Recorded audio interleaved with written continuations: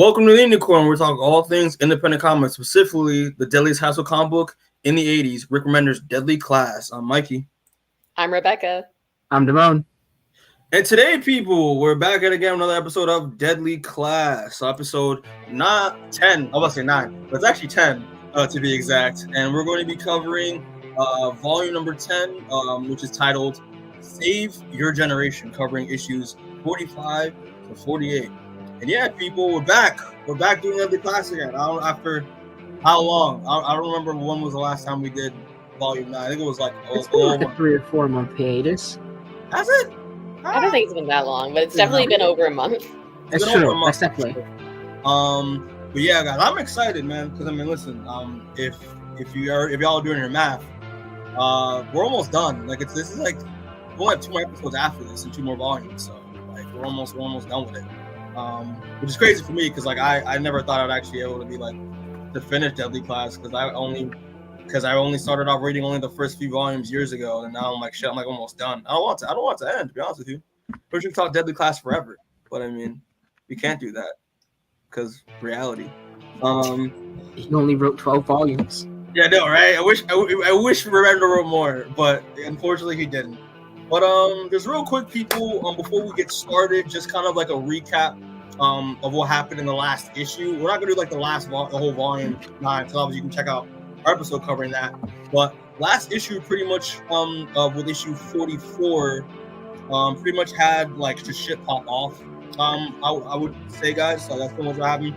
Was the whole cabin party that was being thrown at Stefano's place. Stefano was kind of like the love like, well, not to say love interest, but like Maria's roommate that Master Lin assigned to her on purpose to try to see if Marcus would go on edge or not. They did. Yeah. And they had a party, and then shit kind of popped off. Mom saw with pretty much Marcus being in his bag, him trying to get with Willie's sister. And obviously that was faulty because Saya got with her instead, and then Maria and Stefano went out in the wilderness and ended up, having sex, and Marcus found out about that and was pissed off. And then it kind of went off the rails where, we got to see Petra's father's death cult kind of come out of nowhere and start to come out of nowhere and start killing everybody with I always call him Gunther, even though his name's not Gunther, but with Helmet by his side after seeing him being left behind, after seeing him being picked up by Petra's dad when him and Tashawi went to visit the death cult. So yeah, it was pretty much like death cult attacks everybody and all the students at the party, and it gets crazy. And also there's a moment with Saya where she ends up getting handcuffed by Shabnam to the burning building, which to the burning cabin, and she makes, and it's gonna seem to imply implication that like there's only one way she's gonna get out of it, and it's gonna involve her dad's sword. So yeah, that was pretty much where we left off. And I might have just missed it. Did we mention the death of Grogda too? Oh, she died? Yeah. No. That was like a big plot point, especially because it had Shabnam. He tossed her body in a fire, and Shabnam was just kind of standing over her body as it burned. He was like in shock and like completely ignored it. Yeah. Mm-hmm. Also, I just remembered also another important death that happened was the death of Victor via Willie's sister. Willie's sister killed him. I really forgot my boy. You know what? I blocked it out on purpose. It was crazy because like he like kind of like had like somewhat of a redemption arc, but then it like him getting killed by her was a reminder that like his karma was gonna come to him regardless if he changed or not. So he was already on his path. Exactly. So, but yeah, am I missing anything out? Am I missing anything out, everybody? Am I missing anything out? It's been a while since we read that one, but I think that was like the major beats. Mm-hmm. Yeah, those are the big points that I remember. Yeah, and then again, Marcus, found Stefano and Maria having sex, and then saw an Uzi right next to him. So, and also he shot Helmet as well. He shot him, and and he was about to use that Uzi on Stefano, and we didn't hear it. And it went to black, so we don't know what happened after that. I think we heard gunfire, but we didn't see what happened with the gunfire. Mm-hmm. Yeah, I think that's pretty much it. That's pretty much all the major beats. So yeah, we're gonna pretty much see the aftermath of everything. I would say it's kind of a just to be off rip, just to let y'all know, just first and foremost, it's a very non-linear approach to way Remender does the story in this arc. So just be aware of that. It's not gonna be a straight direct scene of events right after of that moment with Marcus shooting the Uzi. So just letting y'all know just off rip. But yeah, so we'll just get right into it, people. We'll get right into it. But yeah, so we got issue number 45. And I believe Rebecca got that issue. Yeah. Just real quick thoughts on the cover, real quick. So just start it off. I think this cover is dope. It's a very cool cover. And obviously the shirt that Marcus is wearing is going to be an indicator of where this where this takes place in timeline wise. So yeah, I don't know what are your thoughts on the cover, people? Oh, it's okay. I didn't notice the hands under the water until I'm looking at it now. Okay. I read the small trade, so I don't have the covers until the end. Oh shit! Yeah, that is I did not notice that either. I also just noticed the hands. Good call.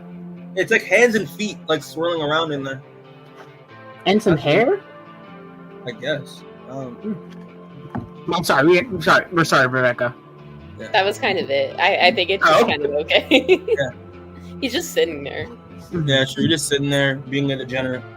Now, there are also 2 variant covers for this that I have because I got the paperback. Yeah, I'll full screen it, so I'll just point it there. Yep. That's a cool cover. This one's fun. They have Helmet, Maria, Saya, and Marcus all jumping out. I gotcha. And what's the other one? And then the other one is, I'm not gonna lie, it's incredibly. This is the other one. Oh shit, that's really cool. That's a cool art style. Mm-hmm. Yeah, I think that one's cute, even though it has nothing to do with this issue. Exactly. Oh, absolutely. Who draws that one? Who's the artist? It's so girly pop for some reason. Gia? Just Gia. Sure. Okay. Good for Gia. But Saya Maria, slip the party. Frank calling boys, you know it. Of course, which is what they clearly do in Deadly Class, right? Mm-hmm. Yeah. But all right, Rebecca, we'll just start us off. We'll start us off real quick, all right? All right. Okay, so we open up in Phoenix, Arizona to another Marcus monologue about how things keep changing around him and maybe they were just better in the past. We see an older-looking Marcus and his new buddy Roland head to a party and take some ecstasy cut with heroin as it's revealed that we're now in the year of 1991. So we got a time skip. Which was like, when I first read this, I was like, okay. Like, I didn't really see that coming. I was like, oh shit, like that's kind of like, why? Like, you know? Yeah, What? so for all the recap that you just spent time giving, none of that's really relevant in this volume. Mm-hmm. There's like immediate follow-up at least. Well, I mean, like I mentioned, I wanted to do it because like they're like we get brief, like kind of like inner, like weaved, like flashbacks and stuff, like of the previous events. But like so it still kind of matters, but like it also like kind of doesn't. But I do want to also say that I love the fact that every time we get this beautiful splash page of like what decade we're in, it also is within like the typography. There is an iconic image of that relates to that specific year. So with this one, 991, the iconic cover of the Nirvana album done by Wes Craig. That was awesome. Like, I love it a lot. And clearly they censor the baby penis very well with another face. With class. Yeah. All right. So, cut to Marcus's buddy hotboxing a car as Marcus complains that basically he hates the people he's currently surrounded by and how they only like him when he has drugs, which Roland is eager to pass around. Roland gets defensive and tells Marcus to say what he means, but don't say it mean, and leaves. Marcus gets out of the car not quite following after him, I guess, just to like go back to the party, whatever.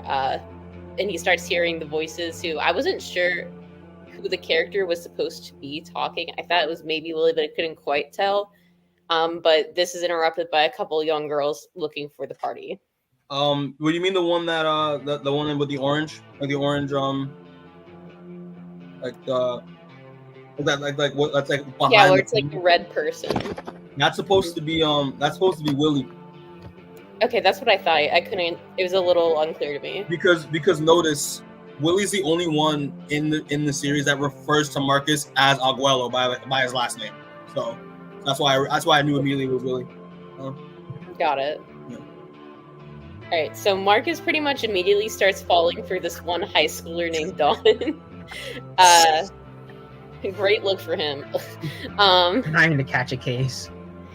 Wait, hold on. Let's get into that real quick. Wait, so how old was Marcus when we last saw him? Like 89? Well, they were in high school when...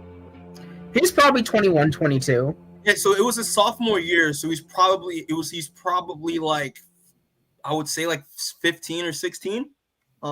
He's probably 18 at youngest, like early 20s at oldest, I would say. Okay, Mm-hmm. right now, yeah. That's my guess, at least. But we're not here to debate the legality of hitting on a high schooler. Yeah, we don't know if they have the Romeo and Juliet laws in Arizona yet at this time of year. At this time of year, seasonal. Anyway, Marcus is pretty much attracted to her because of her sheltered life and starts fantasizing about what a life would look like with a girl like that who's like nice and doesn't have this kind of past to her. But he stops himself by walking away. It's then revealed Marcus is living in the apartment's bathroom, using the tub as his bed, with little to his name outside a pile of comics. Honestly, kind of baller. It is. He has a little table there. Yeah, free access to the toilet. Honestly, yeah, though, you still have to share the toilet. I know, but like, listen, man, it's. You ever thought of ever sleeping in a bathtub, like cleaning it out, putting a little mat in there, little pillow? A lot of that makes my back. I can't imagine one of your roommates having a rough night and you just have to sleep in the bathroom still. Yeah. I feel like just the floor would have been better than the tub, but maybe that's just me. Yeah. Shout out to Luke from back in Students of Shield who actually slept in the bathroom during a party. Damn, I remember that one. Oh. Alright. So Dawn follows him to his room, asking him about the indie comic he's reading. Marcus exposits that essentially indie comics are more pure in intention, I guess you could say, in that money is the lowest artistic motivation, before then saying a few seconds later that his favorite superhero is Spider-Man. Yeah. Which I thought that was kind of funny. And then he also says something about like how Spider-Man is like a geek and how geeks are cool, but you can't trust nerds, something along those lines. Then they start talking about music, and Marcus more or less recites the Midwest emo copy pasta, but for grunge music, and walks off annoyed when it's clear that the girl doesn't know what he's talking about. Yeah. Despite this, Girlie is still trying to understand Marcus, following him to a pool. He asks her about her taste in music, with her naming Metallica, Guns N' Roses, and R.E.M. Marcus states that those bands used to be real but sold out.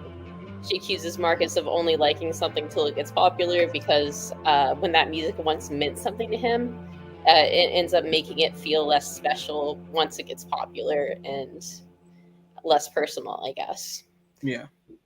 Furthermore, she says him rejecting the mainstream is like a form of integrity to him when the mainstream boils down to becoming a product. And because of this, she says she thinks Marcus is a good person, which I feel like that's a little bit of a leap, but whatever. She's just trying to sleep with him.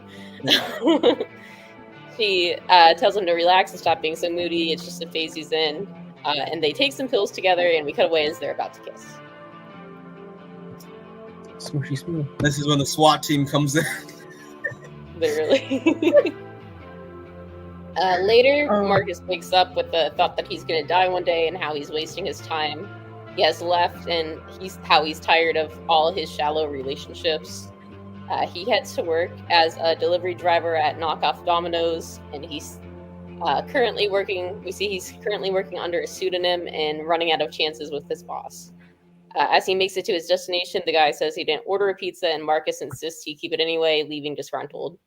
A few minutes pass, and he comes back, finding the customer and his dog now dead, and he snaps a photo of the scene.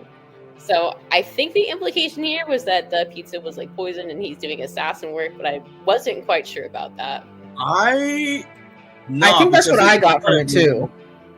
I honestly thought that I didn't get that. I thought that someone like killed him. Maybe was trying to get to Marcus, but ended up I don't know.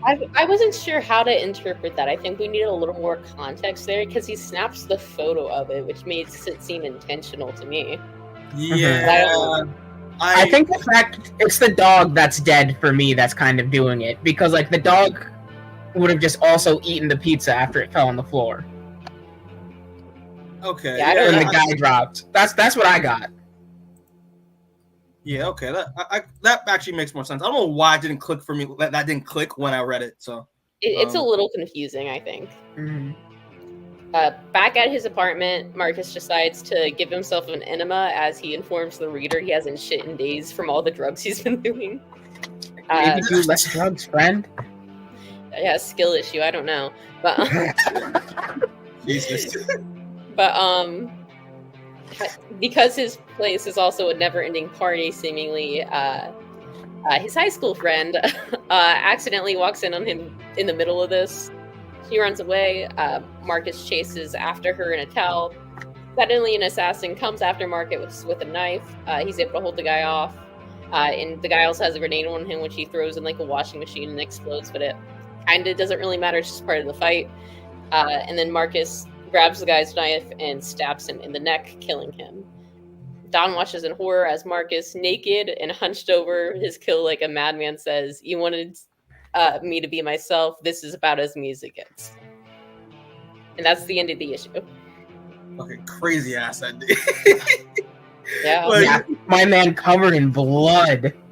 And this is what, again, I love Wes Craig in terms of the artwork, because he always puts a lot of hidden details in his shit. I love the fact that mirrored in the blood puddles and the reflection of the blood puddles, you see Marcus as a child, Marcus as we saw him back as a teenager, and then a skull representing I guess him representing like when he thinks he'll like die. I thought that was so cool. Yeah, it's a good final page. Mm-hmm. Yeah, strong ending. And okay, so here's the thing with me, right? Like, I don't know what y'all thought from like the encounter with like this assassin. I thought that when I first read this issue and didn't read the other ones yet, I thought that like this was an assassin sent from Kings to kill Marcus. You know, obviously because Marcus freed himself for a second time. So I was like, huh. But I didn't think they were specifically from Kings, but I thought definitely was a Kings connection. I thought there was a Kings connection. I think it's something related to what we're going to see earlier. That's why they would want Marcus dead. Because I thought, I could have sworn in the previous volumes there was, like, I'm assuming this guy was like Scottish. I assume it was like a Scottish student before that we have seen, like, with speaking roles in the past. So well, we know it wasn't Paulie. Yeah, it wasn't Paulie. Yeah, it wasn't Paulie. But yeah, I don't know why. I just thought like, yeah, but obviously they. What Rebecca said, this will probably times what we're gonna see later in the volume. But yeah, man, I thought this issue was good. Again, took me for a loop the fact that it was a time skip, but I was like, you know what? Like seeing Marcus in like, you know, the 90s, in the early 90s, and how like again he's still trying to run away from his past and trying to like, you know, start a new life for himself. But again, it's just his previous bodies, like, you know, come back to haunt him. That like his experience at Kings is still affecting him still, obviously. Like he still didn't seem to shrug it off. You know what I mean? Obviously he's still not perfect. He's still, you know, he still makes his mistakes. He's still, you know, he's like obviously trying to go with an underage girl, but and again, like I do like that, like him talking with this girl showcases like, you know, the kind of like the generational disconnect, you know, like, you know, he's still it just shows how old he is, how his monologues that we're used to him hearing is said to a younger person. That just sounds like him just rambling. Like I just love that. Like I thought that was really cool. Yeah, I thought that was I mean, again, the artwork again is great. I do love the fact that Rebecca, you kind of glossed over it a little bit, but I do love the fact, I'm going to the pages here with these 2 pages, how when he wakes up, obviously we see not only like, I love how Craig does this with like, with the panel work, because again, his panel work is always incredible, but like he kind of juxtaposes like what's like the stuff happening in the with Marcus waking up and trying to get ready for his day in the foreground of the panel work, but in the background in red is him. It's not only just him reflecting on people on his past, but kind of teasing events to come throughout the course of the volume with Saya showing up, and then obviously with Master Lin at the bottom saying a dialogue that's probably going to be connected towards later in the volume. I think it's really cool the way he does that, and I think and obviously seeing Willie and early on with Willie like obviously making his comments from beyond the grave of what Marcus is doing, I think is so interesting and really cool. But yeah, that's how I'm gonna start. What are your thoughts on volume 45? Yeah, the page layout is great as always. It is kind of jarring to go from the ending of last issue to a time skip. This issue, I mean, it's establishing a lot of the, I guess you could say, new status quo, and we're going to see that in the other couple issues in this volume as well. To me, it doesn't really feel like Marcus has changed all that much, which, I think is the point, is that he hasn't changed really. I had a train of thought and I lost. Yeah. It happens. It happens. Demaon, want to pick up? Yeah. I definitely think you're right that it's mostly trying to say that Marcus just has... we're still getting those long, pretentious monologues that come from him. So at the very least, that's the same. Like he said at the end, like, this is as me as it gets after he killed that guy. So I'm hoping that we still see some more development from Marcus, and it's not just he's cursed to be this same thing that he is right now until he dies at the end of the series, which I will say I don't know if he does. I'm just making a random guess. But the way everyone's dropping like flies, I can't imagine him surviving. Yeah, that's true. That's true. You think he's like the, I guess, tragic hero, I guess? I feel like someone else has to survive him. I feel like he's got to be the second to last one dead. Someone to tell his story. God, he beat that up. I gotcha. Okay. That's an interesting take on it.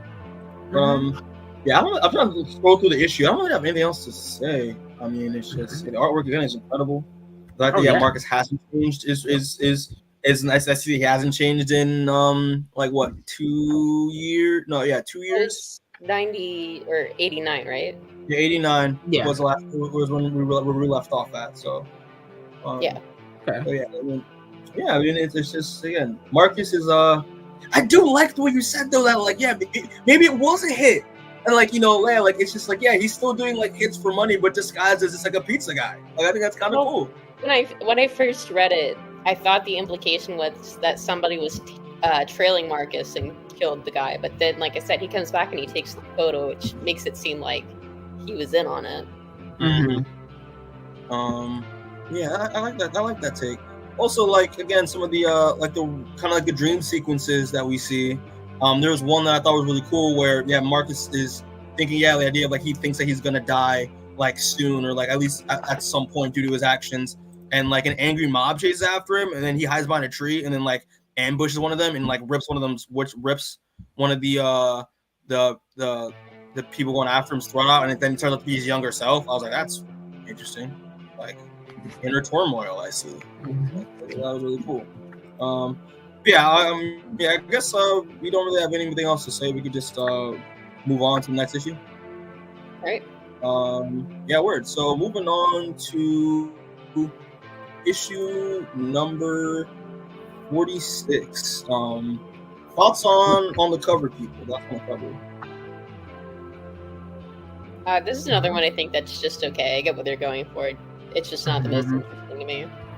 Yeah, I'm in the same boat for this. I'm trying to see the. Okay. These are the. All right, that's the. Let me see. That's cool. That's one of I them. love that one. I love that Right? one. All of them That's jumping so through the king's graveyard. That's so And then there's fun. this Are those other- ghosts with them? Dark one of Saya. Yeah, I think they are. I assume it's ghosts of people who have already been killed, but I can't confirm.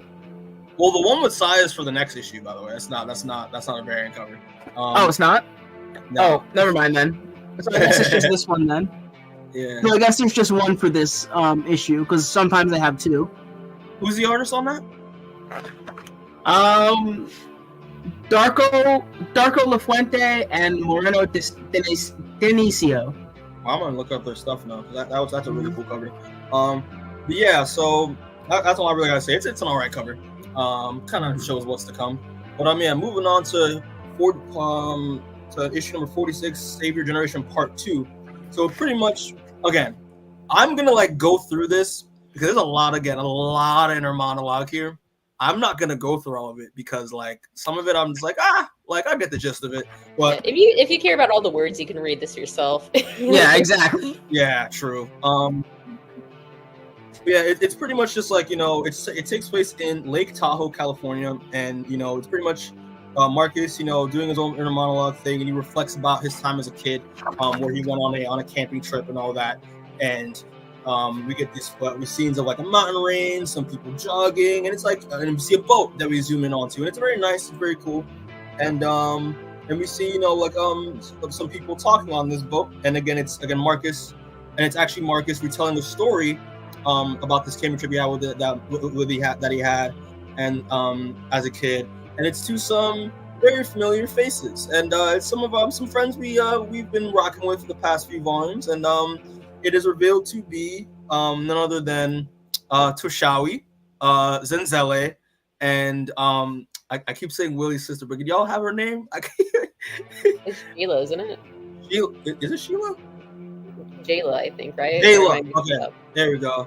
Yeah, and Jayla, and yeah, it's pretty much they're just having a fun time on Lake Tahoe on this boat, and obviously it looks like they've aged a little bit since the last issue, and yeah, they're pretty much just talking about music and him and Tashawa having a discourse on music and how and him, actually all of them are, and just talking about music and just life and the idea about how about second chances and how people can be turned around with enough effort, and we see the prime example of this where we get to see none other than Helmet join the crew, and he does not look emo or death culty as we saw him last time. He looks like he's reformed. He also doesn't look like he wants to kill Marcus anymore, which is a change. Exactly. That's growth. Yeah, that is definite growth.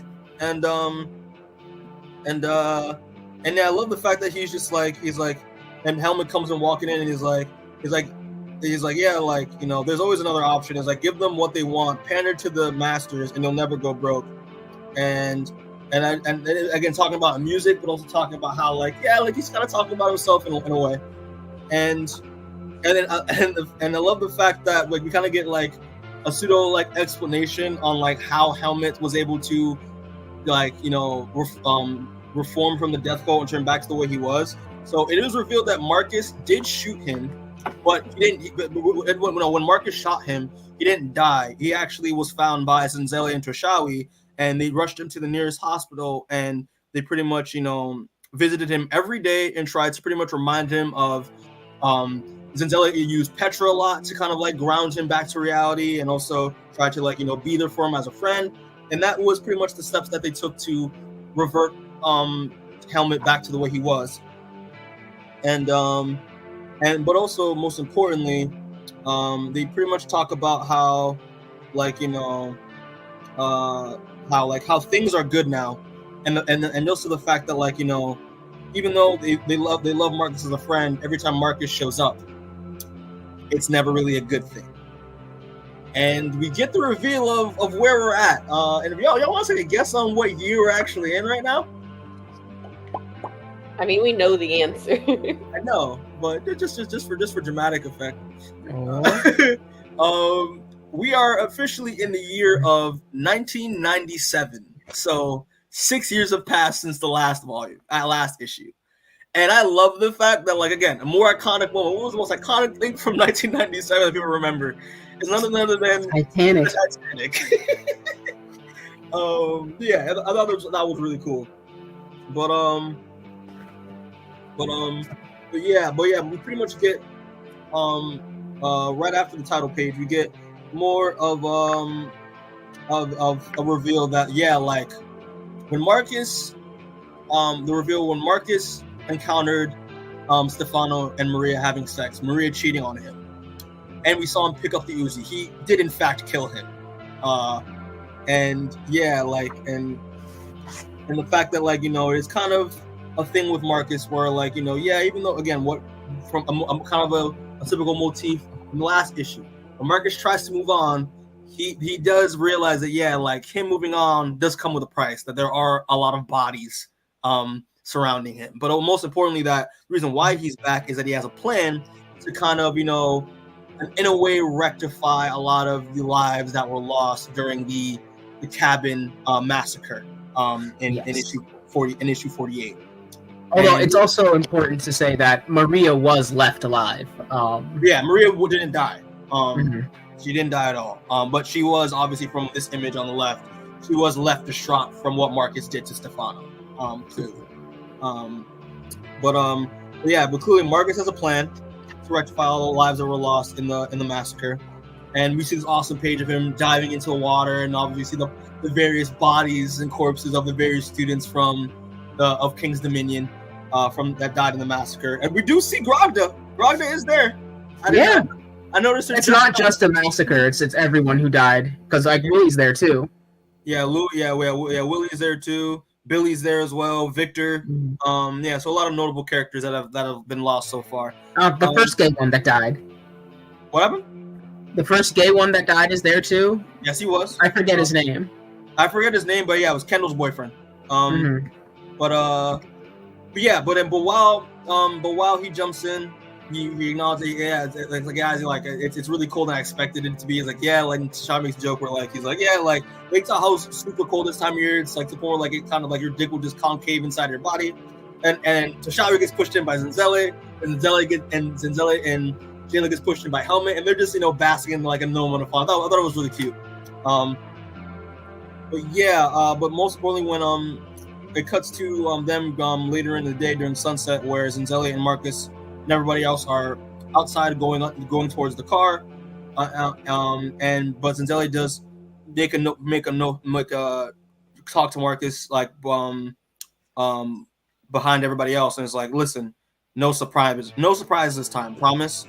And Marcus is like, yeah, it's like, I just want everyone to get their happily ever after.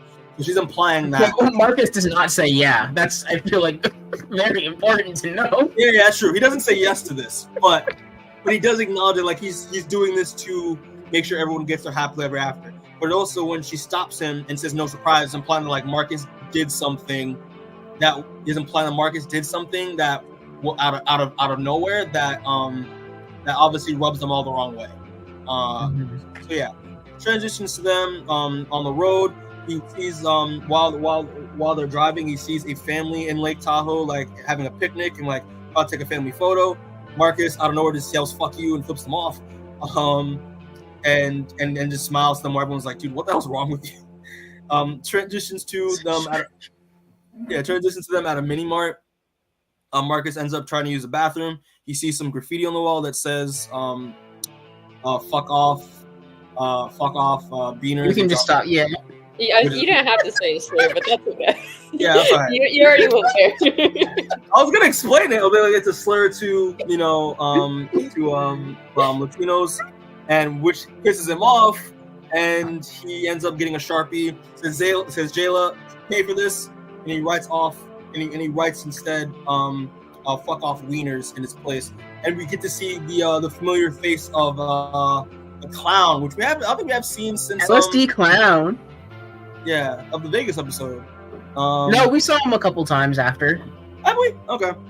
Yeah, but he pretty much is saying that, like, I see you, and he's like, yeah, he's like, no, like, you just think you see me, and it transitions again to it revealed to that, like, they were actually at this place to get gas cans, and they end up going up on the road again, and Tashawi and Marcus have a conversation on the road about, like, I don't know, like, historical figures and, like, excuse me, historical figures and, like, their significance in the world, and, like, how some people back in the day in ancient times or make perfectly pieces of art, and then that ends up getting destroyed by, like, conquests and raids and natural disasters. So, like, what does significance really matter? That's what I got from that conversation.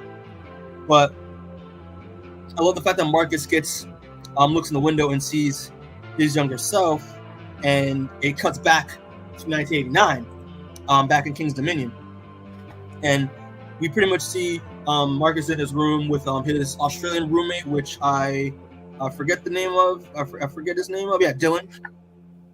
Talking about boomers' impact in society, which, again, Marcus hates the idea of baby boomers because they didn't actually. It's like, oh, like Dylan's like, oh, they actually, like, contributed to civil rights. It's like, no. They were, like, 11 years old when civil rights happened. They just usually take the credit for it. That's why I hate boomers. But he's interrupted by Jayla walking in the room, and Jayla's like, listen, like, Lynn is calling everybody in the auditorium, and he's like, everybody? He's like, yeah, everyone, freshmen, sophomores, juniors, everybody, which is, I obviously know from Rebecca and Demaon, when Lynn calls people in the auditorium, we kind of have an idea of what's going to happen. I mean, it's that time. There's normally murder in his heart. Yeah, it's that time of year in King's Dominion. And while he's walking up, while him and Jayla and Dylan are walking towards the auditorium, Marcus is holding a familiar box, and he's pretty much telling everyone to stick to the plan. And he ends up running into Saya, and we get the kind of the reveal now that, like, Saya did actually cut off her arm to break free from Shabnam handcuffing her to the burning cabin. So she is now technically a cripple. I guess she's handicapped at this pretty much. She pretty much, Marcus wants to talk, goes up to her and says he wants to tell her something, but she pretty much she pretty much tells Marcus to fuck off, and he pretty much like, oh yeah, perfect symmetry at last, perfect symmetry at least is what he says. So we cut to the auditorium, and everyone's waiting for Master Lynn to show up. Marcus gives a signal to Kevin, which is a signal of him, like, brushing his cheek. Shabnam immediately notices and is like, Marcus is planning something, and Jayla is like, yo, Marcus, literally Shabnam just saw you do the signal, and he's like, did he really? And he's like, oh shit, like, that's not good. Master Lynn walks up, and he's about to pretty much is like do his typical annual speech, end of the year speech. And Shabnam, knowing that Marcus is up to something, goes up to him and is like about to snitch. It's like Marcus is like he is about to snitch to Master Lynn. It's like Marcus is up to something. Lynn's like, shut up, sit down. And Marcus goes up to the auditorium, up to the podium, and is like, Mr. Lynn, I want to say something. And he's like, listen, there won't be a few words.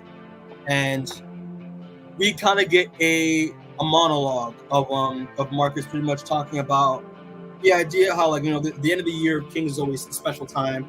Obviously, the people that, obviously the upperclassmen, knows what's going to go down and the importance of the end of the year.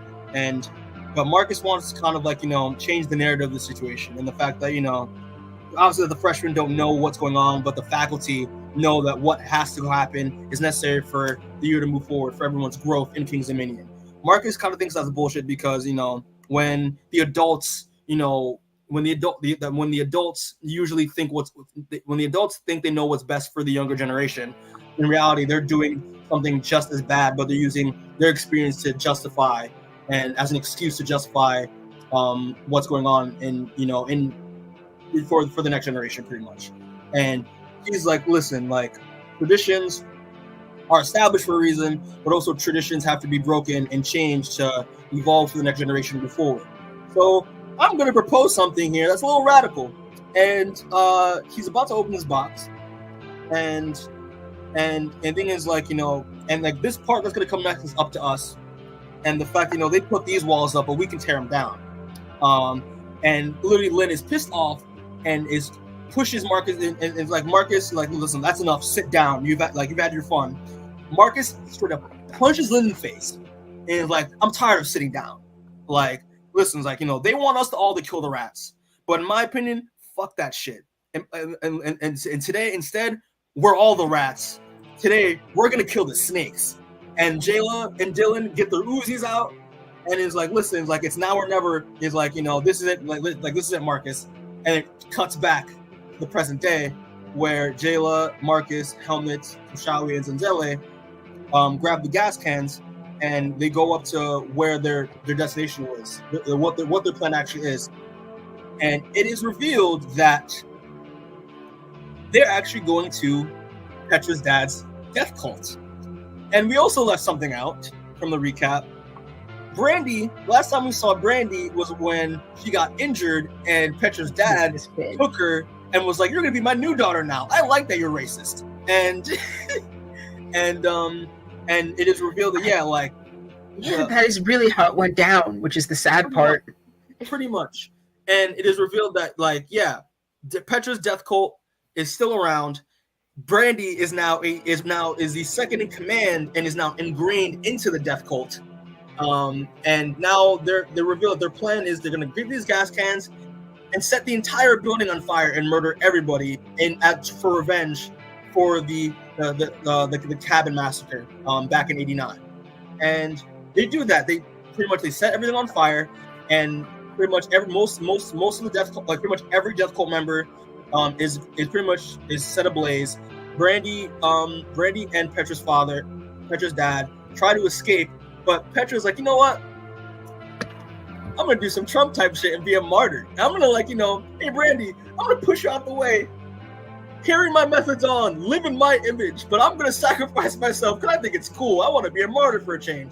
So and it's like spread the word of my death gospel to the world. And he ends up closing the door. He pushes Petra out. He closes the door, and he ends up burning along with the supporters. With obviously the gang watching the entire building burn to ashes. And that's how issue 46 ends. So thoughts on issue 46? There's a lot that happens in this issue. A lot, yeah. I think this is... Oh, I'm sorry, you go. I was going to say, I like seeing the grown-up versions of the... I guess you'd call them the new class, even though they still kind of look the same as they did 10 years ago. Yeah. But, it's glad to see them all alive, at least for now. And assumably, they're thriving, not so much Marcus. Yeah. I think the stuff with the flashback, I think it's well done. I'm not fully convinced, and we'll see this again in the next issue, that everyone would just be on board with it, and we know at least one person isn't. Shabnam. But well, that's not who I was talking about, but but yeah. Oh my god, I just keep losing my thoughts tonight. But yeah, I like this issue. I think it's a lot of good action. I wasn't expecting to see Randy back. That was surprising. And the death cult. I kind of forgot about that plot. Yeah, like it was it was interesting because I like that we still needed closure on it still, because that's why Helmet's in here. That's why we see when Marcus talking about like making sure that everyone gets their happy ending, like everyone that passed at the massacre that from the death cult, like this, like I like the fact that like Remender didn't just like leave that thread hanging, like he wanted to keep it a close within this issue, and that's like and reminding people, like Randy was Petra's dad escaped, Randy was taken by him, and like this is now the aftermath of that. But like I still think from seeing how this issue ends, even though the death cult is Petra's dad and the death cult, that chapter's closed. But like now, but the fact that Brandy's still alive and was indoctrinated into this cult, his visions still technically live on. That's why like he wanted his his martyr moment. You know what I mean? The fact that he's alive, his teachings can still live on, which again is dangerous. So yeah. Demaon, what were you gonna say, bro? I kind of well, I was actually gonna talk more about how like you were talking about like how this is a very important end of like the death cult, but like I also think it's important that like Brandy still survived. Brandy is like she gives off real cockroach energy, to be honest. Like no matter where she is, she just keeps surviving. She's been shot, stabbed, betrayed, taken away by a death cult, and a few other things that happen after this. But for some reason, she's still kicking and almost always near the top. True. It's just a very. It's interesting to watch how she maneuvers around, avoiding danger as best she can. Yeah, I think so. But yeah, I also just want to make a note.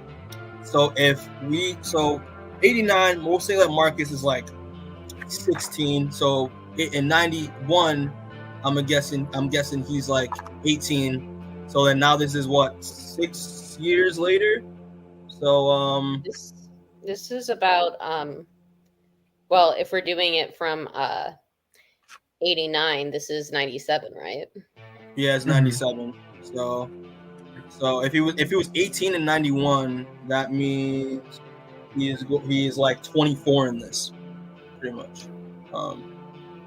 If we're gonna go, half is right, but yeah, he's in mid-20s. Wait. I'm sorry. Wait, can you say that again? My brain didn't process it for a second. I said if he's 18, 21. So if oh no, that makes sense. Okay, I see where it was now. If it's 89, I'm gonna say he's 16 because it's a sophomore year, so 16 years old, right? Cut 2 years to 91, where we saw him last issue. That means he's 18. So then now this is 6 years after 91. So that means he's like 24 years old. Right. Okay. So yeah, the 23, 25 age range. Yeah, so he's in his like mid-20s right now, which Rebecca said. So yeah. Okay, makes sense. Correct. Okay, real quick. So Vic Creator, what's up, bro? Thanks for joining us. He also said that like Ultra Mega is coming this September. I'd like to review about the first four chapters. Thank you. Yes, thank you for watching that because that one was a lot of fun. I did make a post about the fact that Ultra Mega is coming back next month, and I'm super excited to pick up the next issue. And yeah, Demaon, it's kind of funny because mad people like that review that episode we did of Ultra Mega, that one is one of my most popular videos. Like it was a good read. I suggest it for anyone who wants to. I know we're currently doing a podcast for another show, but go watch our Ultra Mega one. Yeah, exactly. I recommend it as well. But yeah, that's all I gotta really say on this. But yeah, I think we can just safely move on. The next issue. So Demaon, I think this is you, bro. So you got issue number 47. Yep. So I really like this one. This whole issue Sy's in like this weird dark place, but she's on drugs for most of it, so she has very vivid like imagery going on. So I think this cover does like a good job of giving you a preview of what's to come for this issue. Yeah, it's a really cool. It's obviously foreshadowing to what to expect in the issue, but like just the idea of like in her reality, it's more glum and dark and dreary, but then when she's high in her fantasy world, it's more like a cartoon. Like it's all made out of crayon. Like I like that concept. Right. Everything like pops a lot more. But I honestly, the variant cover for this is probably my favorite cover for all the covers in this this volume because it's. Is it the Jeff DeCal one? I love that cover so much. Yeah, Jeff DeCal, you got it. That cover's so good, dude. It's so beautiful. The artwork with the tiger and the cobra coming up her arms. Bruh, I remember seeing Jeff DeCal post this on his IG. I'm a big fan of his work for the past like couple years. Like, and I love out of like a lot of like the variant covers that we've seen in the class. It's like one of my favorite ones. I love it a lot. Yeah, it's a good one. Mm-hmm. There's the it's just all the features of it are just a beautiful cover. Variants, man, you know how it is. Mm-hmm. Yeah, I do like the non-variant cover. Like we were saying, the cut between the fantasy and the reality, and I like to the little butterfly that's in the reality, showing that there might be like a little bit of hope, but I don't know. That's just my interpretation of it. Oh, I think that's probably it with it, because there's also what was it, like a little bit of like the darkness creeping into the light fantasy as well, in that corner. Okay, but yeah, so I think both covers, I think these were probably this issue probably had my favorite covers overall, but like I said, I think the Jeff Dukas one was my favorite cover of this volume. But anything else to say about the covers, or am I ready to jump in? I'm chilling. Let's get right into it, bro. Okay, sounds good. So this issue starts off with a monologue, of course, but this one's a Syfy monologue, which is changing up the pattern a bit. I'm not gonna lie, the way Syfy monologues, at least, it seems more efficient than Marcus. Marcus seems very wordy with all of his, and Syfy just kind of gets straight to the point that she's trying to hammer home. Syfy's is way easier to follow. Like she like this opening scene is her talking about like how she's from Gen X, the silent generation. They watched as the world went from the beautiful world that was like growing and stuff that parents had to the shit world that they're having now. And even though they tried warning people, there was just not enough for them to get people to listen. And so this is why we have the world, and why the whole generation has just kind of walked away in disgust from trying to help people. But we see her, she's sitting on this roof. She's being followed around by this cat. Now, I'm not 100% sure. This cat is a fake cat, right? I don't. Or is it a real cat that follows her around? I couldn't tell. I thought it was real, but I didn't pay enough attention to say that either way. Okay. Because I didn't see anyone else, like, I guess,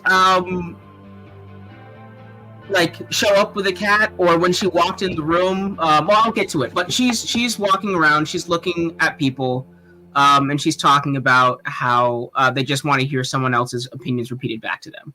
And this is what I was saying, where she walks into the house, she has the cat following her, but then, like, she walks into the shop, and she walks into the room, and, like, the cat's gone, like, when other people are around. So that's why I wasn't sure if this was, like, a real cat or not. Oh, okay, I got you. Okay, yeah, I can see why you think that. But at this point, Syfy also very clearly has a drug problem, because she stopped in this pawn shop and gets apparently the same $40 from stealing jewelry from people's houses. She uses the $40 to dry meth, I assume. I don't know what it is. They don't really explain it. I thought it was like I don't know.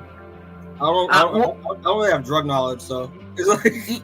Yeah, I'm not versed in this area of drugs either. But like she heats it up with tinfoil and lighter, which honestly really impressive. She gets that lighter to light with only one hand. It's kind of impressive to watch because it pans over because she's doing her drugs in a park. Honestly, I think knowing what, she's lighting it up with like lighter and tinfoil. I think it's probably heroin. I think it's heroin. I thought it was heroin. That makes more sense. But mess the blue stuff. But it was obviously like that reveal that like she was actually like scouting like a house to like and going and rob. Which I thought was only gets $40 for stuff just to kick her drug habit. It's crazy. Yeah, and everyone she interacts with is like, oh, you're back for the same thing. At one point they say, hey, if you want like a clean rig to smoke out of, you can throw it in. But she would rather smoke out of her tinfoil. And huff her heroin from her tinfoil and lighter under this park tree. And while she's doing this, she talks about how she prays for her enemies, for them to learn, to grow wisdom and compassion, because she sees that holding that hate in her heart will color her, and she doesn't want that. And then she says the famous eye for an eye turns the whole world blind. And we pan over to the next page, which was cut to a year, and it's 2001. And I bet you guys can't guess what the background picture they chose for 2001 was. I don't know. I don't know, Demaon. What big event happened in 2001, I wonder? I couldn't tell I you. can't think of a single one. I forgot. Yeah. But like, Never remember. it's just a funny. It's like we said this off camera, but like when we did the last issue, Demaon like told us like there was a time skip, and then the fact like they were gonna go in 2001, and Rebecca's first reaction was, "Oh my gosh, the Deadly Class crew did 9/11." I died, and I was thinking about this. That I was laughing the whole time when I was reading that. Every time I saw this title page, I was like, All I'm saying is we don't know where they were that day. Yeah.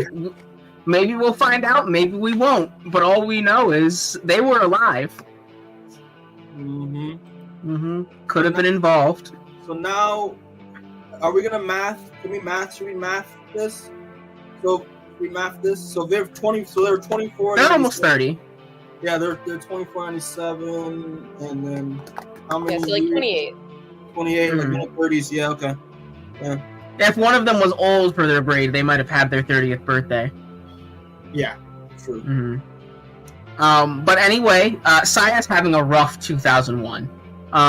She's sitting in the park doing drugs, and yeah, no doubt, like everybody else is. And as a mother and child walk by, she gives kind of a creepy smile and waves at them. And the mother kind of gets protective of her child. And Saya talks about how she's having these flashbacks of her sitting in a car and people talking about her, saying how she's okay with the killing. It doesn't really affect her. There's no impact. But Saya says, there is. And a part of me is like, gone. It's died. The light snuffed out. But the boy in the car said, well, it just makes it easier for you. And like, Saya's walking through the forest like this. She's clearly lost. She's walking away from a bottle of alcohol as well as the drugs. Because at this point, also, a cop is chasing after her because the mom reported her. And Saya's having just this awful rough time. And she decides to go deeper into the forest, where she says she wants to find the place she always sets on fire. And we get this really beautiful scene of this, like, yellow wash picture of the forest, like, with butterflies flying through. And Saya gets this calm look on her face. She smiles for... Honestly, I think it's the first smile we've seen from her this issue, if I'm not mistaken. And then, but the thing is, like, in my headcanon, that, like, the secret is that, like, she, like, got really high, went into the woods, and, like, somehow the heroin got her transported to Terabithia, because, like, it looks like Wonderland. No, I mean, it looks like, it's like, that's not what actual woods looks like. Like, she's just, you know... What do you mean? No, I kind of get it. There's the bridge. There's the wood tree bridge. I get it. I see it now. There's a wood bridge. There's like, look at this. Like, there's a wood bridge. There is like, you know, like these trees are like on this waterfall or whatever. Like it's not like obviously like it's not real, but like it just like it's just she's in Terabithia right now. It's hilarious. Yep, and she's doing more heroin to stay there. And that's how that page ends. But after she does more heroin, she finally gets out of the forest and she's back in the city. She starts watching this crazy old man who plays piano, and she says that any day she encounters him is a good day. And this guy is kind of great because apparently he just goes around and starts playing piano off-key, like terribly voice in front of stores. And if anyone tries to stop him or get him to move, he'll chase after them with a screwdriver. Saya said she's never had a bad day watching him. That's crazy. Mm-hmm. But as she's saying this, she's saying that no one really sees anybody. And as she says this, a priest walks out of the church and says, "Hey, we have this Second Start program. I don't think you're here by accident. I see you a lot. You know, we can help you get clean." And as he's saying all this, he eventually extends a hand. And the first thing Saya noticed is that gold watch that priest has on his hand. And she can immediately tell that, oh, he's just somehow in this for the money. This is the exact opposite of what this religion should be. Why does he have this gold watch on him? But she gives this like very defeated look, and the next cut is her back in the pawn shop for another $40. And we all know where that $40 is going. Also, you also forgot to mention that there's someone like looking at someone watching her, like while she's like sitting by this church. But I love the fact that she just came back from a high and is like about to be saved by this priest, but then instead of just maybe going into this program, she's like, oh, no, I'd rather do more drugs than go into your Ponzi scheme. I thought it was hilarious. She saw through his ruse. That she sold his watch. Yeah. Yeah, true. Yeah, I thought it was so funny. I was like, yeah. Oh, that's also true. I didn't catch that one. Thank you. No, I knew that. I knew sorry. exactly that. I knew exactly that, and I was like, that's so funny. She just like, yeah, I'm gonna steal your watch, do more drugs. I mean, she got what she wanted because she got her drugs. And unfortunately, as she's stumbling about, she's talking about my style is bad habits. Go fuck yourself. And that's what she's saying as she's walking around high. And she's saying this because when she was growing up, her parents told her to focus on her own style. Be comfortable with yourself, be nice and fair, but she felt it was safer to be the mean girl.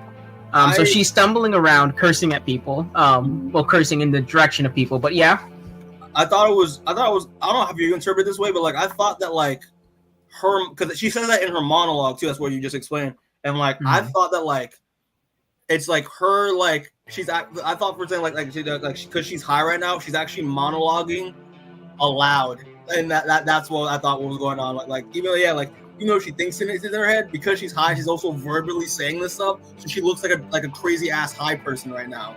But it's actually like her actually like literally like visually like literally actually like saying her monologue aloud, but it just sounds like crazy person rambling. You know what I mean? No, I understand that, because that would also lead to why the mom was so freaked out by this girl waving at her. Exactly. I mean, a little high clearly, but like, call the cops to chase after her when you could have just kept walking. Mm-hmm. Exactly. We know she's like doing an internal monologue, but because she's high, everyone around her in reality thinks she's just rambling. You know, it sounds like nonsense. They don't have the context. You know what I mean?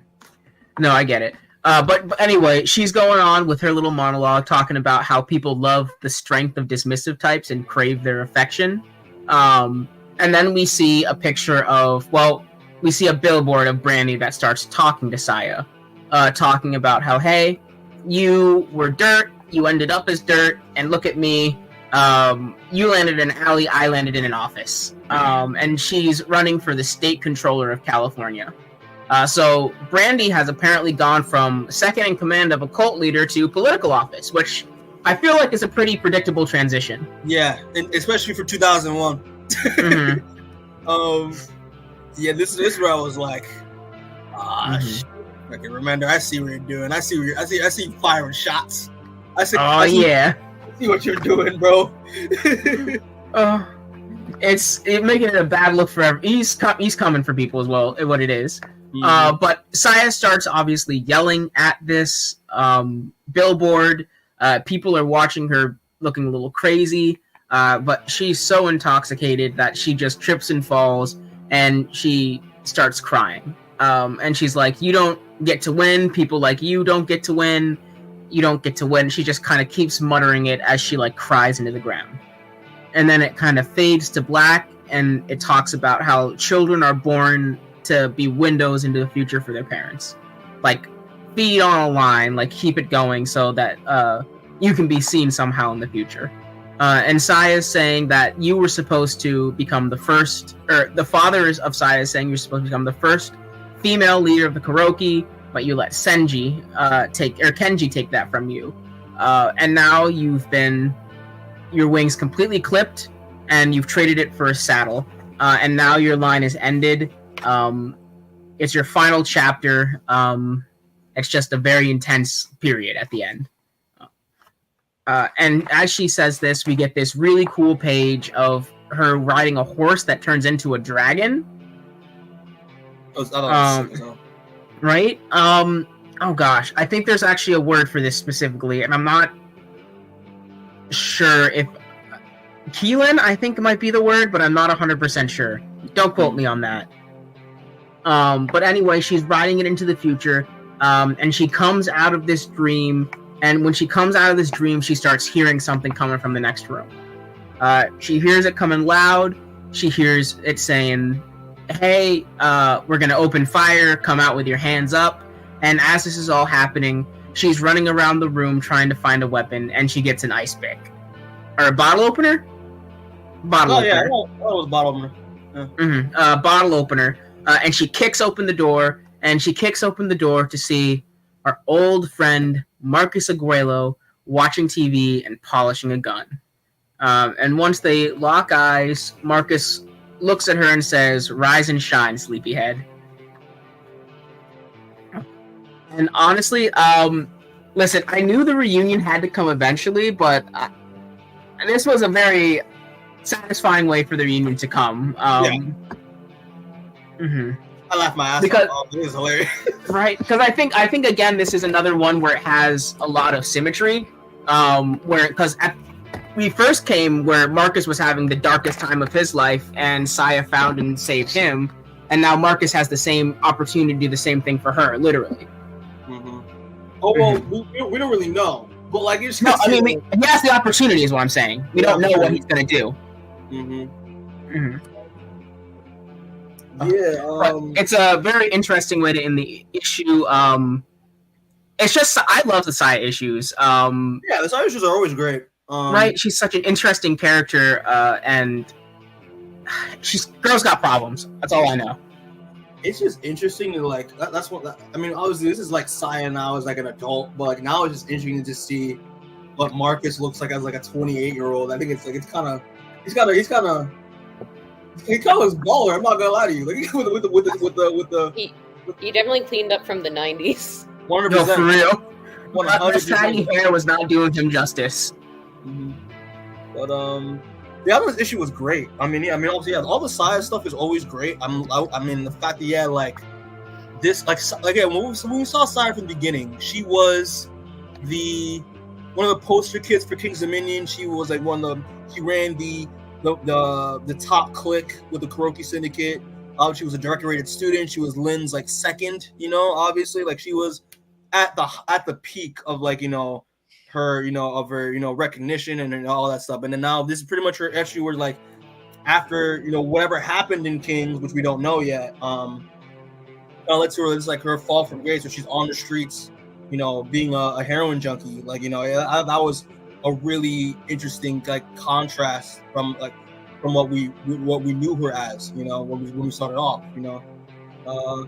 But yeah, no, this issue was really good. I mean, yeah, it's just Saya just coming to terms with her life, where she's gone from here. I thought it was interesting. I thought an interesting take was like, it's 2001. Saya's like, in her late 20s, early 30s. Now she obviously her mission, to bring, to lead the Kuroki and save the Kuroki from Kenji hasn't, come true, obviously, because she's on the streets. But like I was thinking while this happened back when I was like, I wonder where the fuck Kenji is in all this, and like what he's turned the Kuroki into now. Now that he's been the leader for now, it seems years. I thought I was like, that's kind of scary knowing what we know about Kenji in the previous volumes. But yeah, I mean the artwork and obviously how the artwork in terms of how Sai experiences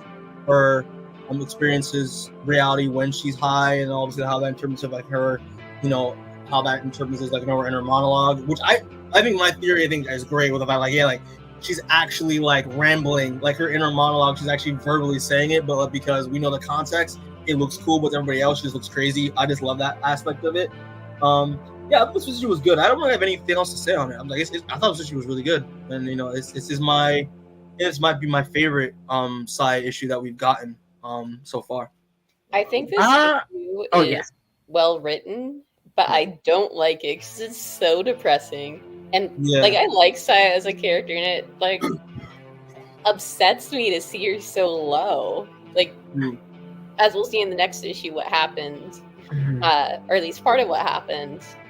It just sucks to see this, like you were saying, Mikey, this character who's really confident at the beginning, and worked really hard to get what she wanted, just give up. And like she's given up for going on like 10 plus years now. Mm-hmm. It is. It's hard to watch, I won't lie. It is hard to watch, but I think it kind of is necessary for the character, you know. I think it's an interesting route to take with the character, you know. Obviously, with Marcus coming back into play, how that dynamic may potentially flip or may not. You don't know, but I won't say he ruined her life, but he definitely contributed. He contributed 100%. Yes.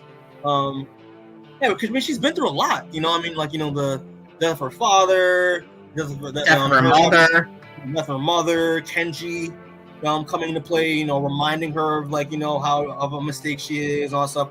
Marcus, Lynn, Master Lynn. Like she's been through a lot. Like, and it makes sense for a character like her to kind of go to a crucible. You know what I mean? At this point. You know, so. I mean, she's really just been shit on time and time again around every corner. I hate to say it. Mm-hmm. Because even like she had to cut off her own hand last volume. Yeah, she literally had to cut off her own hand, and like, and I don't know if you noticed, but well, I don't know if I mentioned it, but she doesn't, or any of y'all mentioned it, but like she doesn't even have her sword anymore. Like she doesn't have her sword in this entire issue. I honestly assume she sold it for heroin. I won't lie to you. You don't know. But like that sword also isn't worth $40. Clearly, like I mean, she probably got like $80 for it, so she could buy 2 doses of heroin. You think of a high end like Yakuza, like handcrafted sword is worth $80? That's worth probably thousands. You could get a lot of heroin. I mean, you could trying to make you could sell if you're selling it at a pawn shop, though. You're getting cheated probably. Yeah. But also, like, obviously we won't know in this volume, but like Randy, man, state controller, sheesh, that's his bad news written all over it. And a girl is built for political office, which is not a great thing.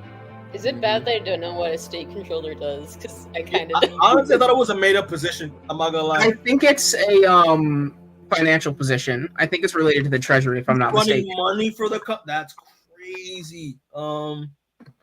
Yeah, I'm looking it up right now. What does the controller do?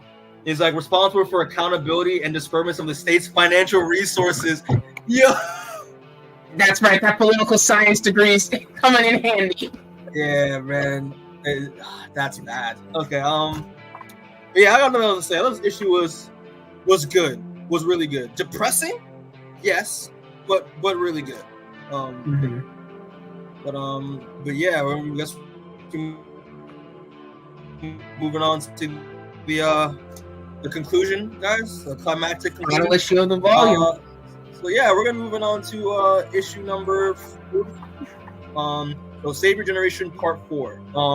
Thoughts on the cover real quick. It's one of those simple Deadly Class covers, I think. But I think it implies that, like, yeah, this entire arc has been mostly a Saya Marcus focused arc. Mm-hmm. You know, so I didn't like very that much so. Of this cover. Mm-hmm. And then this was the variant. Let me get that full screen real quick. We're just gonna have to put the variants like in the actual slides. You should, yeah. That would make more sense. It would be easier. Again, I try not to take too many pages. Know what I mean? But that's actually cool. Okay, who did that one? That's actually cool. Yeah. Who did that one?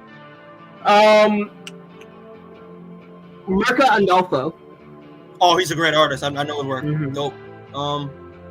But yeah, any thoughts on this cover at all? Nothing at all? Not really. Mm-hmm. All right. Just to start off, issue number 48, and pretty much like just also off rip. I think we said this off camera, but like there's a lot. Most of this issue is mostly action stuff. So I'm gonna try my best to go through it as best I can in terms of like describing it. But I'm not really gonna go too much of like the monologue stuff. But we also so it pretty much picks up for this one. So this is kind of off the cuff. Yeah, true. But group effort. But yeah, we're pretty much starting off what it looks like in San Francisco. In the streets of San Francisco, and pretty much it's like Marcus is pretty much talking about how this is this what happens in this issue is the actual true account of his last day at King's Dominion, and it's like no, is of course like it's like I've been planning this for an entire year, and of course, usually nothing ever goes to plan in my case. And he actually quotes his dad. And I love the quote. His dad says used to say that man plans and God laughs, but even though it didn't go as planned, it somehow ended the way he expected it to, and it so far went as far as he hoped, and it also ended the same way it began, in betrayal. And obviously we get this cool page of it going from the San Francisco streets all the way underground to where King's Dominion is. And again, I always forget because I'm so used to the show, Rebecca, that like King's Dominion is underground in like a cavern of caves and stuff. Yeah. So it picks up right where we left off within issue number 46, and it's the uprising in King's Dominion. Literally, like just like the final exam that we saw back in Volume 4. Literally, it's just bodies and bodies of, but not just students, but in this case, faculty. Because again, what Marcus said in the last in 45 and 46. They're going after the snakes. They're going after the students. They're going after all the faculty this time. The tables have turned. The status quo has shifted. And I forgot to say this last when we did that in 46. I also love the fact that just the contrast of like Lynn starting off the final exam being like kill all the rats, and that was a big plot twist. But now Marcus doing it in this case. It's going full circle with Marcus doing the twist, which is now all the faculty instead. I think that's really awesome. I love that kind of that symmetry between Lynn and Marcus with that. But yeah, it's pretty much just like now Marcus, it's Marcus and Jayla trying to like pretty much searching for Master Lin in the chaos, and we see that Master Lin, Miss D'Amico, and the poisons professor, I think his name is Mr. Donka, Master Denke or Master Donka or whatever. They snuck into a downstairs to try to find to try to go out in like a secret passageway where they are pretty much followed by a bunch of students, where Master Donka pretty much decides to give his students his last and final lesson, where he throws a chemical bomb towards them, and they all like pretty much turn to husks. They pretty much go down forward, where they're pretty much ambushed by Jayla, who meets them downstairs, who kills Master Donka, and she is pretty much, and pretty much he gets to a fight with Miss D'Amico, to the point where like it seems like Miss DeLuco has an upper hand on her, but it's revealed that Marcus is right behind her, and pretty much Marcus ends up killing her. Pretty much, he gets the final blow and smashes her in the head with a baseball bat, and it's pretty much going to be. And now it's pretty much, it's going to be like Meslin's like, oh, how dare you insult faculty? Like, he's like, well, I was like, I'll teach you a lesson, you deviant. But then he ends up getting ambushed by Kendall with his handy dandy pride nunchucks. Yes, gay Batman. Yeah, gay Batman, as he is, and it's pretty much going to be, it's pretty much is like, and pretty much Kendall's saying how is like hands like, hey, like all we're doing is just handing out the lessons that you taught us. And it pretty much it comes down to Lynn, it comes down to Marcus, Jayla, and Kendall squaring up to Master Lynn, and it just says, and he pretty much takes his cane sword out, and it says, all right then, if you are my trusty students and I've taught you and you've learned all these lessons, show me. And we get the transition panel of obviously the year that we're in, 1989, and obviously I gotta brush up on history, but the iconic imagery that we see for this title page is the Berlin Wall coming down, which happened in 1989. And I thought this was really cool. And again, it kind of also showcases that motif of like uprising and like resistance. So I kind of like that, that symmetry with that. I thought it was really cool. But yeah, so pretty much what goes down is now cuts to a few pages of like pretty much to square up the fight between Lynn and his three students, and it's kind of in a way Remender writes it and the way Craig illustrates it, it's juxtaposed with every blow that Marcus and Jayla and Kendall takes is juxtaposed with flashbacks or not really a flashback, but like kind of like a daydream sequence of Marcus hanging out with Willie, Petra, Lex, and Billy, who again have been the various ghosts that we've seen throughout the past volumes ever since they've been killed, that have been tied to Marcus's journey as a character. And it pretty much it's them fighting, and how they pretty much recognize how Marcus is. It's pretty much like, I don't know about they call Marcus unlovable. But it's pretty much, but like they're pretty much, it represents kind of like Marcus's inner thoughts about like how he sees himself, of like he's deemed as unlovable and as crazy, but they low-key kind of like that in a way, and he kind of loves the fact that he is a little bit mentally unstable. They're having a conversation with smiles on their face, all of them. They're speaking for him in this case. I really do like how Remender interprets that, But while they get the upper hand on Master Lin, Kendall kind of gets him in a headlock and is about to have them, and kind of gives him the advantage, but then he notices that he hears a voice say, "No, don't kill him, you'll ruin everything," and it's revealed to be Shabnam. And then immediately Kendall's like, "Yeah, I'm going after this prick." And pretty much Kendall decides to run away and chase after Shabnam. And I love the fact that like Lin is taunting Marcus, like, look at this. Even when you have a plan, it goes against you. And then it's juxtaposed with now that the plan has gone awry, it's juxtaposed with now that in the previous page Marcus is talking with his friends that are alive, but now it's all of his friends that are dead, and Lin's reminding him and talking about the various bodies that Marcus has laid in his wake throughout his time at King's Dominion. And the thing is like Marcus bashes Jayla bashes Lin in the face, and Marcus is about to crack him in the dome with his bat until it's revealed that while he's about to bring meaning to all of his friends' deaths, someone intervenes, and that person is revealed to be none other than our girl Saya, who slashes him in the back with a sword and is like, "No," and she immediately decides to take Master Lin and drag him to safety. And luckily Marcus wasn't injured. He had some body armor underneath. But it is revealed that obviously it makes sense for Saya to save Master Lin, because she needs, in order for her to be valedictorian and to take back the Kuroki and to take back the Kuroki from Kenji, she needs Master Lin alive in order to do so. And while this is happening, Shabnam is being chased down by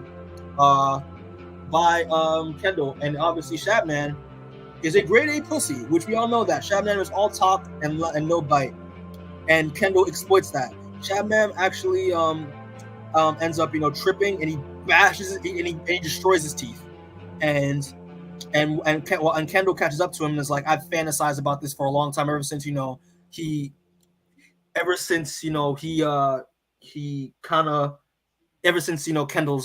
boyfriend's death." And again, I keep forgetting his boyfriend's name. But while this is happening, literally it's like, Stabman's like, "Listen, you're the same. We're the same. You'll do whatever it takes to get to the top, like what I did, because you're the one who murdered Kendall to get to where you're at. You know what I mean, to save yourself from being killed by the upperclassmen. And Kendall, in a blind rage, decides to beat the shit out of Shabnam, pretty much to near death. And he is stopped by Marcus. And Marcus pretty much, kind of showcasing, his growth in a way. He's like, "Listen, we're not going to kill any. We said we're not going to kill any students. We're only killing faculty. We're trying to break the generational cycle, because if we end up killing more students, we pretty much become no less than they are." And Kendall's like, "Listen, stop with the grade A, grade A BS. Like, you are we understand that you've changed and stuff, but you cannot justify a person like Shabnam being alive. Like, nah, I mean, like, saying what's that gonna get us? It's gonna come back to haunt us in the end of the day." And even though Marcus understands that, he knows it's like, listen, it's the right thing to do to break the cycle. I mean, to save our generation, pun intended.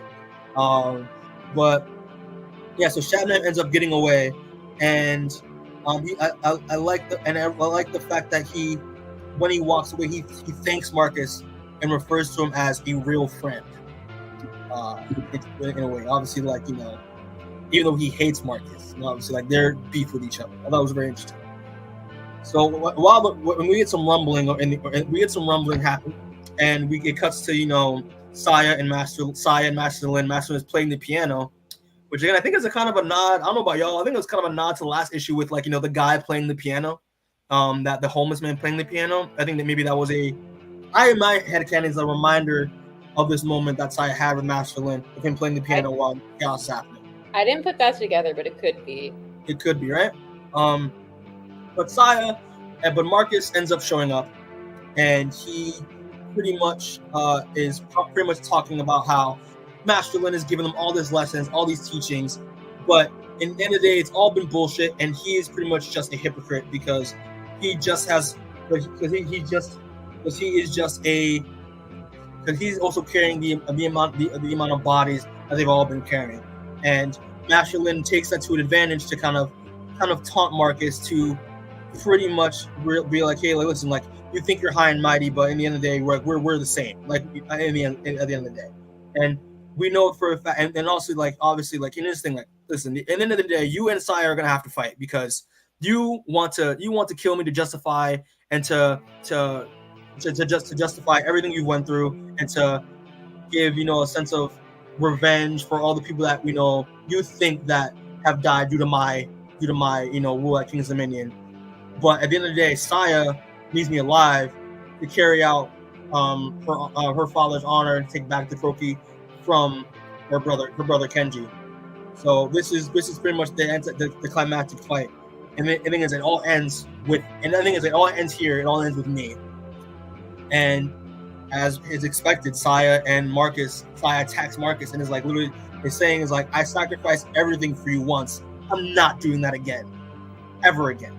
And they pretty much duke it out. And again, it's kind of what we said from last issue, where it's like, yeah, like, Marcus does have a hand in the reason why Saya's life has kind of been going in a spiral in a way, and she recognizes that, right? Mm-hmm. So while they're fighting, we get these beautiful monochromatic, with these beautiful pages from Wes Craig with the colors from Lee Lord with the red in the background, very Kill Bill. I love it a lot. While this is happening and they fight, Lynn kind of sneaks through a passageway, and is about to sneak through a passageway. Marcus stops him by throwing his bat at the doorway, and knocking him in the back of the head. And they're fighting, and it's very emotional, very climactic.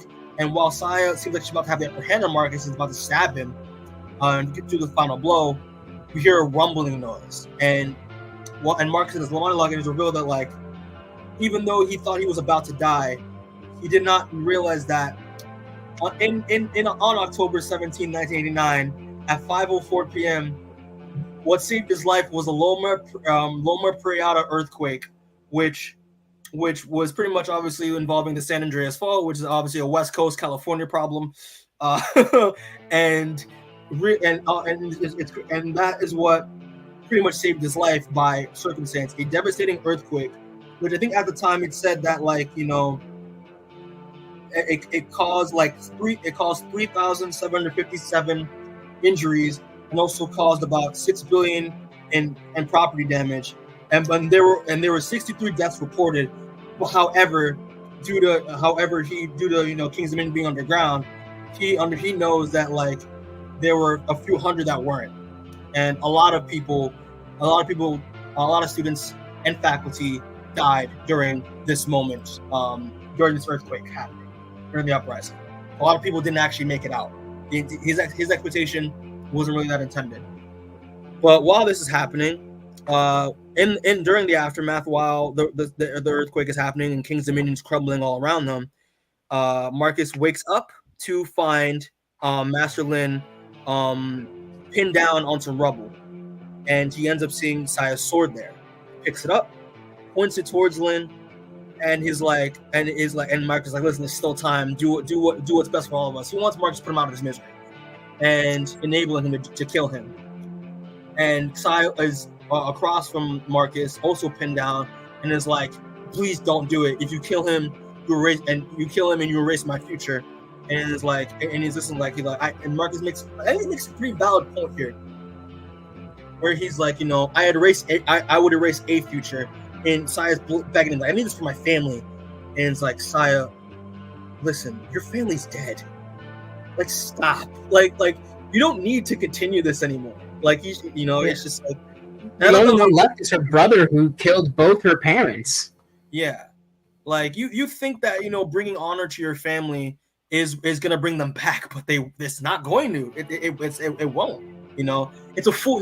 Marcus thinks of Saya's redemption arc trying to go on is a fool's errand, which I think is a very interesting point. That he makes. Mm-hmm. But while while this happens, Marcus is like, again, Lynn is trying to tell him, I'd be like, you've always been my best student, son. Like, I knew you'd be able to. I knew that I would be proud to die by your hand. But Marcus, after all that's been happening, again, trying to obviously he doesn't want to do what Lynn wants. He wants to be better than Lynn. He decides to let him go and wants Lynn to suffer instead. And Lynn is begging for his life, telling him, don't leave me, don't let me die this way. Marcus is like, listen, I don't care, and he decides to save Syfy instead. He kicks Syfy by the rubble. He's like, no, Syfy wants him to leave. He's like, listen, I won't. And obviously we know Marcus cares about Syfy and doesn't want her to die. But then we get this like kind of final monologue here, where while Marcus tried to save everyone, tried to save Syfy, while this is happening, there were kids from Kings. Yeah, a bunch of them did die, but a lot of them did make it out via the butcher shop entrance, and even when there was chaos that they were escaping from, they were faced with pandemonium on the surface. And while this was happening, he tried to get Syfy to safety, but because of the earthquake happening, another aftershock happening, he ended up dropping him. He ended up falling, dropping Syfy in the process, and he ended up falling, getting knocked out. And when he came to, Syfy was gone. And we get this really cool final page of Marcus talking about how the end is a terrifying thing, but their end is necessary, and it reminds us of like an actual eventuality in life, and and the fact that he doesn't really even though he doesn't, no one really wants to think about the end. It is necessary to start a new beginning and a new future, but the fact that the future is uncertain, and we don't know where it's going to lead to. We can just just move on one of the punches and move forward. And while this is happening, is a very close-up shot of Lynn, a zoom in on Lynn. His final moments where he gets a giant rock, basically about to smash into his head. Then you get a blackout, and all we can, we get the next page. It's all black, and it says, "Now can we just get on with this?" And that's how issue 48 ends. So thoughts on issue 48? Everything causes cancer. You're gonna die. Exactly. True. Mm-hmm. That was also the final quote as well, and it's a good point that he makes. Yeah, this was a great issue. Very action-packed, like you were saying. I love the battle between Marcus and Syfy, and I like how Marcus is like, well, this is just one possible future, because it implies that she could have gone another direction with her life. She could have done literally anything else, and she still chose to go down a path of self-destruction. I also feel like with Master Win, and I've said this in other episodes, you still don't quite know which side he's on, and does he want the rats to take over, or does he want to keep that control? Because he does do both in this issue. That is true.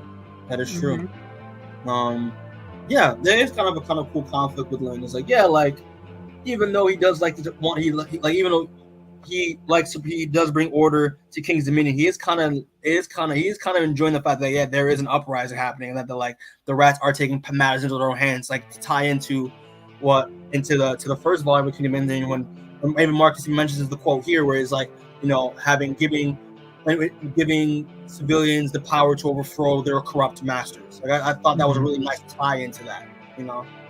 Yes. Yeah. I thought that was a really good payoff. Yeah. Also, we know exactly where Saya's sword is now. Marcus dropped it in the earthquake, so it was presumably buried in the rubble. Yeah, it's gone. So she unfortunately didn't use that to sell for heroin, guys. Sorry to break it to you. Anything else y'all want to say? No, I think this was a really good issue. I love.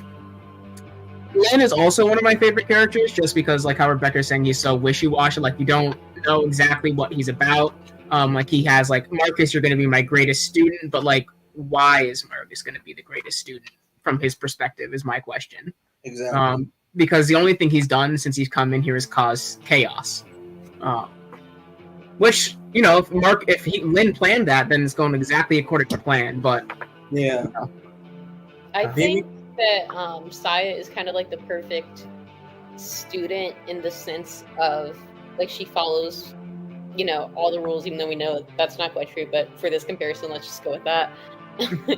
You know, she wants to follow the rules, she wants to keep up the legacy, which is another big theme in this issue. But Marcus is kind of the, I don't know if I'd say perfect assassin, but he's like the ideal that Lynn is trying to create. That assassin who can change the world by himself, I guess. Yeah, he's a gun and he points himself. Not, it's just killing for whoever you're told to be killed by. Exactly. Yeah. But yeah, I mean, but also just want to say real quick, I'm very curious to know where we go from here in terms of now that one thing that like Shabnam, you know, was left. We don't know if he made it out or not, but I'm assuming it's safe to say like he's alive still. And see like, you know, what's his future gonna entail like throughout the rest of the series. But my prediction, and I could be completely off base, is that he's gonna somehow be involved in like a new Kings kind of thing. Oh, that's good. I was gonna say he was involved in 9/11, but I like that. Yeah, I was as a joke, but yeah, he was involved in 9/11. But honestly, that would be interesting. Just have like he decides to make his own King's Dominion in a way. Who knows? Maybe maybe that assassin that we saw in that came after Marcus in 45. Maybe he was sent by Shatman. Who knows? I don't know. Yeah, that'd be really cool. That'd be really cool story to take. But yeah, guys, it's official. King's Dominion is no more. It is gone. And yeah, pour one out for the assassin school people.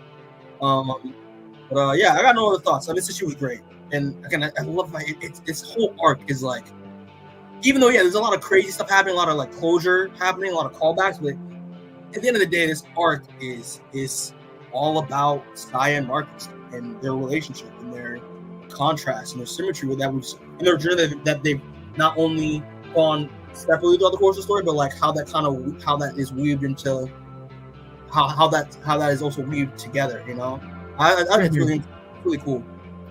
But yeah, so guys, you want to go into final thoughts? What were your final thoughts on Volume 10, Savior Generation? Final thoughts. I think this is a good volume. I wouldn't call it like one of the better volumes. There is a lot of setup here. I think the time skip idea is interesting. I don't think we've seen enough of it to know how justified it really is. You know. Demaon? Yeah, I'm in the same boat. The time skip at the way the storytelling became like increasingly non-linear until the last issue of this volume was a tad confusing at times, but the year pages that they have really help, so I'm glad that they ended up doing those. But I think this was a good step forward for a lot of people in figuring out what they're doing after King's Dominion.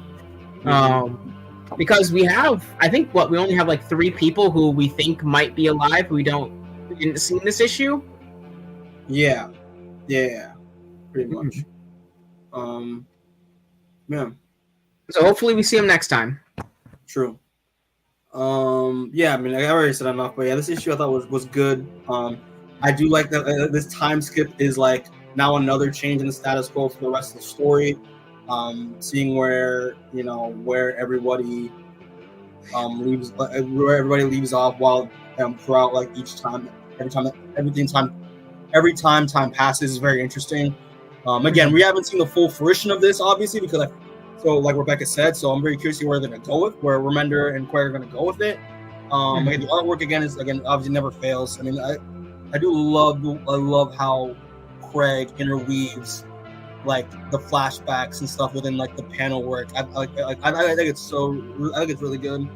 I love this issue. I like this issue. I really enjoy this issue. It is a Saya and Marcus focused issue. It's about them, and it works so well. Listen, they started this whole journey for us, and it seems like they're going to end it for us too. The Kings started with them, and Kings ended with them, and I love that. You know? So yeah, it's really good stuff. But are y'all gonna miss Masterland? Are y'all gonna miss him in a book? I think he's more like a presence than like a character. If that makes sense. Honestly, I feel like he's just gonna remain like how Willie's remained, where he's just always there in the background of Marcus's mind. Like, I don't think Marcus will ever be free of Masterland, even though he's no longer walking this earth. Nah, I feel like in psychology terms, I really hope narratively they kind of use Masterland in a way as to represent Marcus's id going forward. Showcase his impulses, like his darker impulses. Okay. I think that'd be really cool. But I got nothing else to say. So I guess that's it. Everyone else all good? I don't think I got anything else to say. All right, people. But yeah, people. We're just gonna close it out. But thanks for everyone who are watching this or will watch. We appreciate it. Again, we're back on Deadly Class again. We're almost done, and it's kind of surreal because I'm having a really fun time doing this, and I don't want it to end, but it's gonna have to end, unfortunately. But I'm really excited. But yeah, just to tease up the next episode. So next episode, we're gonna be talking about episode 11, which is gonna be volume 11, which is going to be titled. Let me get this up here real quick. It's going to be titled A Fond Farewell Part 1. And that is going to be covering issues 49 to 45. And I don't know if y'all can see this from the thumbnail, but it seems that what happened? You said the wrong numbers. Again? I did. I'm sorry. I said 49.52. My bad. My bad. Yeah, 49.52. Thanks, Rebecca.